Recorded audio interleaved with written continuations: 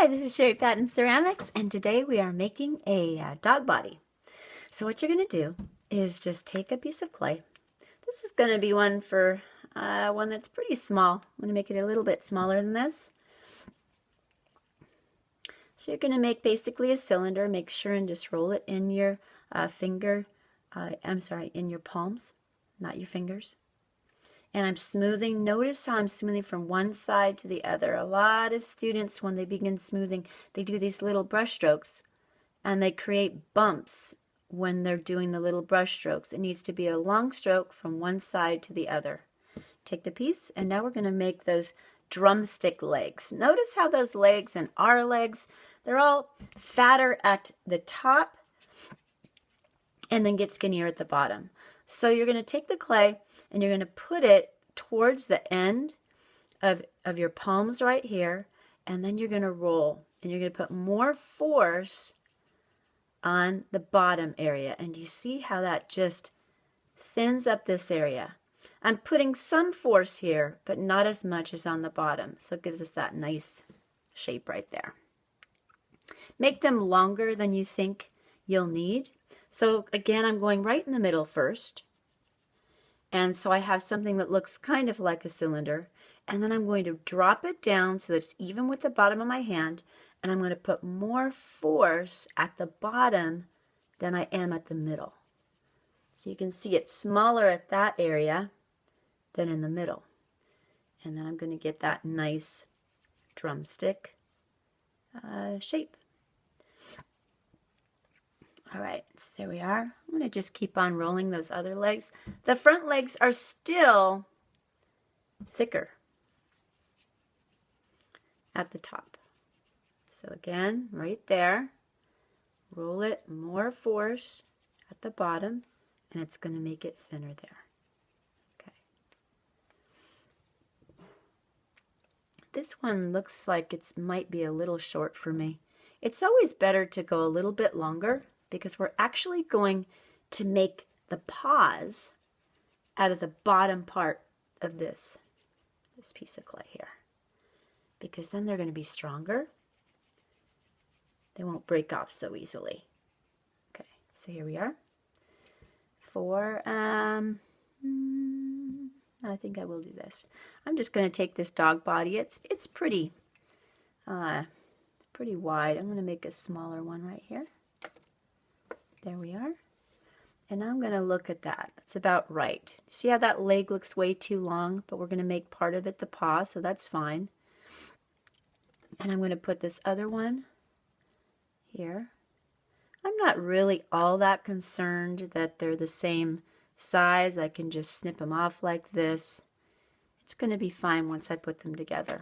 I know it looks ridiculous right now, but once we combine them, it'll be fine. So right now I'm making a line around the legs so I know where to score and slip. Take them off. So this is if you have clay that is low fire clay or high fire clay, and you don't want, those pieces falling off. It's a very important thing to do. I don't like this this tool. It gets very messy, the clay gets hooked in, it doesn't do a very good job. But I know that a lot of you are using air dry clay, stuff like that. And if you're doing that, then you really don't have to score and slip. The air dry clay is not truly a clay, it's more of a paper. And so it's got a lot of glue in it, whereas, regular ceramic material does not. It's actually from the ground, the clay that we use. So now what I'm going to do is I'm going to use pressure, making sure that they're about even. I'm using pressure to bring those pieces together. Really squeezing in there, and now I'm taking off this extra slip. I used lots of slip there. These are the back legs. Remember, the butt doesn't stick out from the back of the legs. Okay, these are pretty beefy legs. These are a little bit more like a lion, but it's the same process. doesn't matter. And now we're going to do the front legs. The front legs are really, they're pretty. They're a little bit too skinny now that I made the body shorter. So I'm just rolling this out a little bit more, just how I showed you before. Just rolling it skinnier here. Making sure that this, I'm not going to use this anyways. Probably only going to be using this much, but so right at the bottom there. And there we are. And now I'm going to score and slip those. And this does not work well, but oh well, it's better than nothing.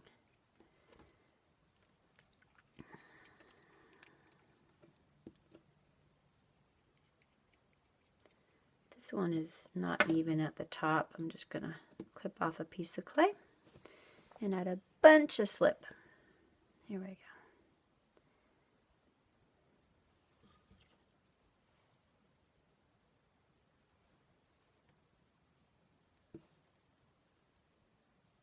And we're going to put them on either side. See how they are. Make it about equal there. It's about right. The chest sticks out a little bit farther than the body on that part of it. Now I'm going to snip them off because now I can see more the size, because I am going to end up making them about equal length, right? And now I'm really going to use pressure to bring those legs together. The softer the clay, the better on this. What I love about dogs is you really, it's hard to mess up doing a dog because there are so many shapes and sizes. You know, some of my students made really short legs, and so they ended up looking like, you know, a dachshund, you know, or wiener dog, as a lot of people like to say. So now we're going to make those cute little little paws. I'm going to blend this into the body a little bit more. It's a little bit short body, but that's okay. I'm sorry, I have little allergies today. So now I'm going to take my finger and I'm going to put it on either side, and I'm going to bend it and squeeze at the same time. So I'm squeezing it to make that nice flat paw, and then I'm going to do the same with the other foot. So I turn it around to the other side. Oops. And I'm going to take this, notice my fingers on both sides, and I'm going to bend and squeeze. Now, if yours starts cracking when this happens, or when you do this, it means that your clay is not soft enough. So what you want to do is, if it cracks about right here, like let's just pretend it cracked right here. What you would do is you take a little tiny piece of clay, you dip it in some slip or in some water, and then you would poke that little piece in there and smooth it. This happens a lot with clay. I know some of you will be experiencing that. So on either side, I squeeze and I also bend. It's good if you can support the back also as you do this, and that helps make there be less cracks also. And one last time, putting my fingers back there. This clay is not going to crack. It's nice and soft, but I'm reminding you guys, because if you have clay that's cracking, you need to support it on all the sides. So now we're going to look at it, see how it stands. And I can see that I've got really square feet here. So all I've got to do is just take a paper clip and cut them right. If I don't like how big they are, I can always just cut off a piece like that. And then just round the ends. Very easy to fix. Push them down. If it doesn't want to stand up right after you make it, if your clay is really soft, then don't stand it up. Lay it on its side. Let it firm up a little bit, or else it may weaken it. You don't want to have to begin again. All right, so now I'm just going to wet my finger a little bit to smooth this. Wish I had a little more water in there rather than slip for this, but notice how I did that one time. I'd say one of the problems that I see with my students is that they use slip and they just keep on using more and more and more and weakening the piece and weakening it until it breaks. Don't overuse slip.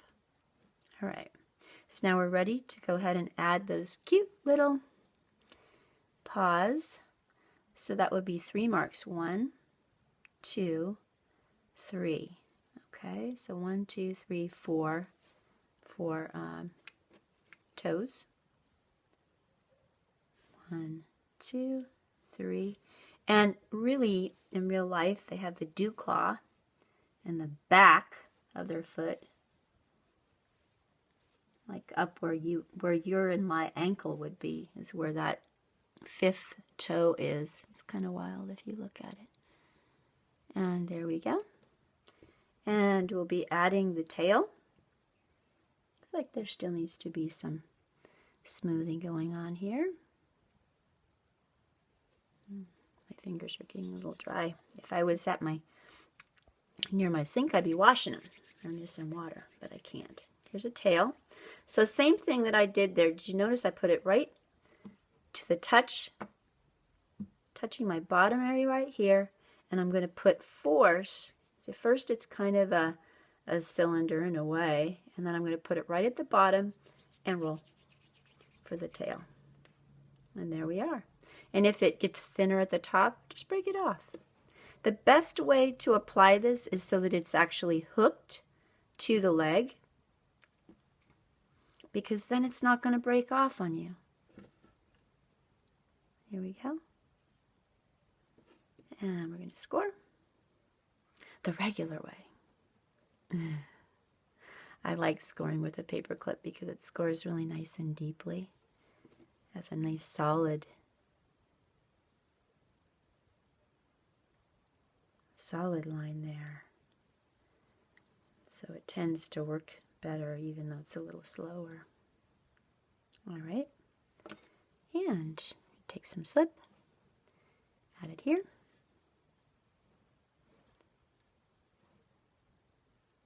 And add it to the back end. It does attach at the top. Don't attach it in the middle. I see students do that sometimes. And then make sure that these legs are spread a little bit like this. Otherwise, it won't stand. And we can clean that up later, but that's about it.